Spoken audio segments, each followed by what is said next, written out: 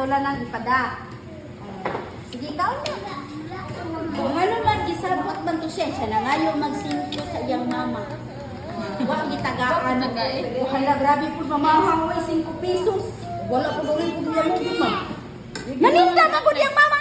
Naninda man diyang mama. Mama.